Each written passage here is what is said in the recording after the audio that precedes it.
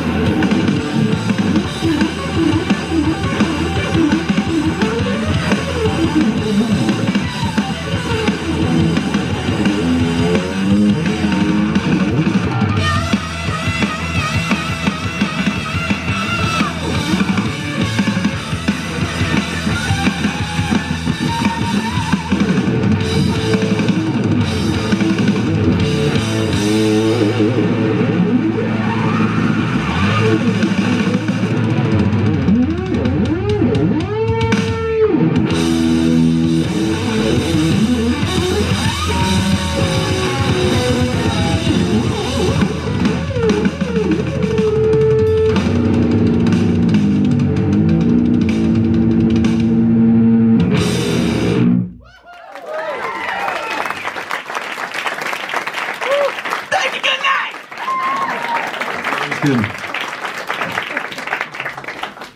All right. No, that could go on a little longer. This is like the decay, okay? This is decay of response. You guys are like, really, you suck. So if you go, everybody just try it again. So start again. Everybody.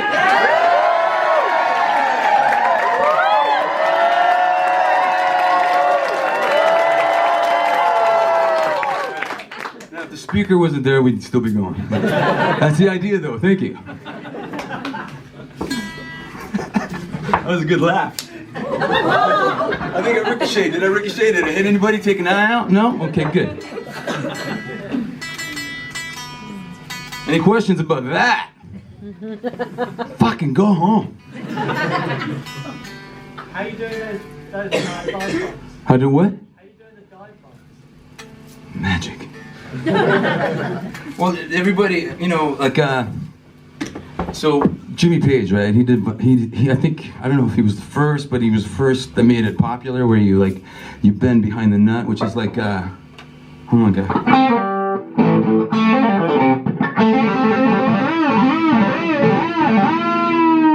And Heartbreaker, right? And then there's also like that.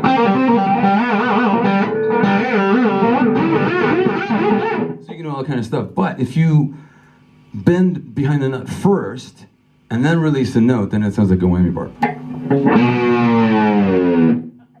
Kind of like that, it's like a fake dive bomb. Now the funny thing about that solo, and I was doing a clinic in Thailand, and in Thailand they're like, don't worry, we got you a translator, he's a guitar player. I'm like, no man, I want a translator that's a comedian, because I'm fucking funny. So if they don't laugh, he's fired. You know, like that. So it was really funny, because so I'm telling the story, I'm doing You're Not Happy Till I'm Not Happy. I'm on the floor. The solo that I play on that record was on the floor with Josh Freese on drums, who plays with like Sting and everybody, and Dan from the Drills on bass. And we were doing this live off the floor, and I wanted it to have that urgency. So it's funny when you're playing and you're improvising, and sometimes your brain goes too fast and your hands can't keep up, but this was one of those moments where it just clicked. So I was going up once, and I thought, fuck, if I do that again, it'll sound like a motorbike. So I went, that kind of thing, right? So I'm not going, burr, burr, just giving an idea, right? And then I'm like, okay, translate. So he starts translating, and he tells everybody, and everybody's kind of laughing, and I'm like, dude, you didn't do the and then he's looking at me like, fired! So, I kind of, I think music should be more off the cuff. I think it should be more from here and less here, and I got to hang out with my, I got to play with my hero when I was 16. I had a hero, his name is Uli John Roth, and he played with the Scorpions in the 70s, and I learned all this shit. And he came to the show yesterday, because he emailed me, hey, I'm gonna come to Liverpool, and I'm like, holy fuck. He says, and I'm bringing you a guitar. So he brought and presented me with a Sky guitar that I was blown away, and I'm gonna play it at Wembley Stadium tomorrow. Well, I'm gonna try, we gotta set it up. Anyways, so we're talking, and I just remember doing 3 shows with him in Japan, and he's like, still got all the motor skills, and he plays from here. And that's what I said. I go, every night you played something different, and every night it was magic, and it was amazing, and you could tell where it was coming from, and it came from here. And he goes, oh yeah, it's music. You must shut off the brain. And I go, yeah, see, I get it. I just wish more people got that, and I'm here preaching that right now. So, yes? Sorry, have you found your musical voice yet? And if so, how long ago was that? Holy fuck, you've been listening to it the whole time. You've been listening to my musical voice? And I discovered it like 20 minutes ago.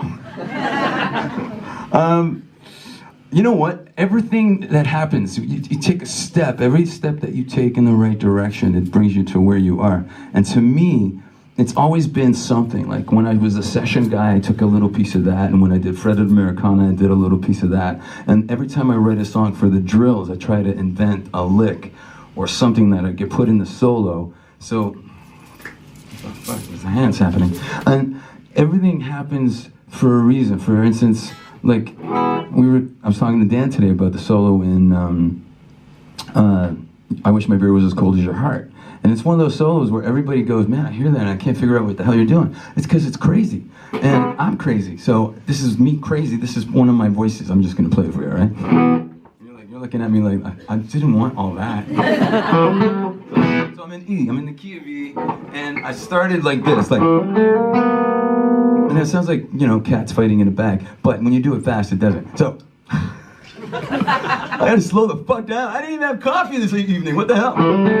So I needed that, right?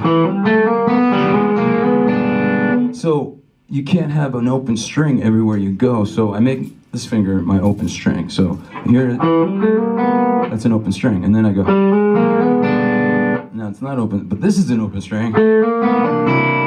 But then those are the only open strings that you can have. So that's why your hand, you get a cramp if you do it for too long.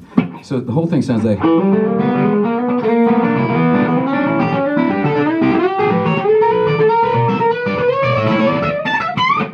It's that kind of thing. And even when I play it with the band, if I don't get it right, I like stop the band. I go, wait, hold it. We gotta do that again, because I didn't get it right. Because it's a message, right? So that's my voice, I want to get my voice right. So everything that led to what I say with my guitar is every minute of every day. And I think that's not what you were looking for, is it? Really? Was that something they were actively looking for? Like, because I find myself questioning that so much. As a musician? Or as a person? Both. Definitely both, yeah. I mean, it's a journey, right? Yeah, I guess so. I mean, you come out and then... Well, men try to just spend the rest of their lives trying to get back in, but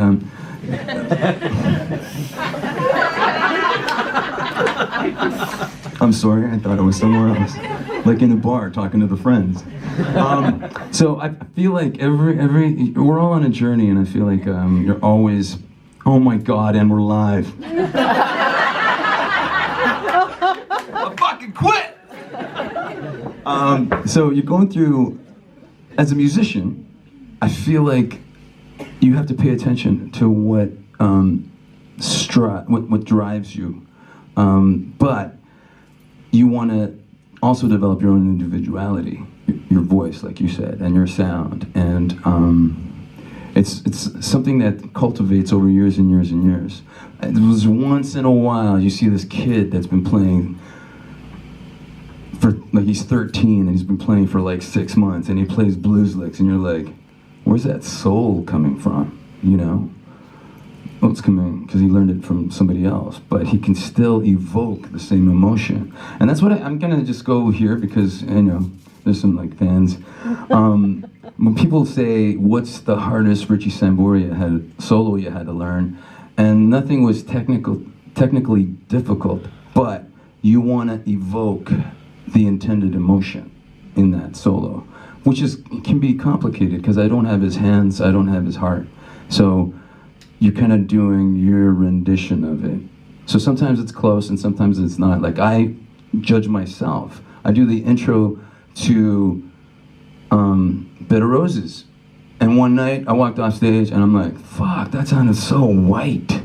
It just sounded like going through the motions. It didn't have any emotion or attitude or anything. So then, because I caught myself, I could put more into it every show after that. So let's just give you an example.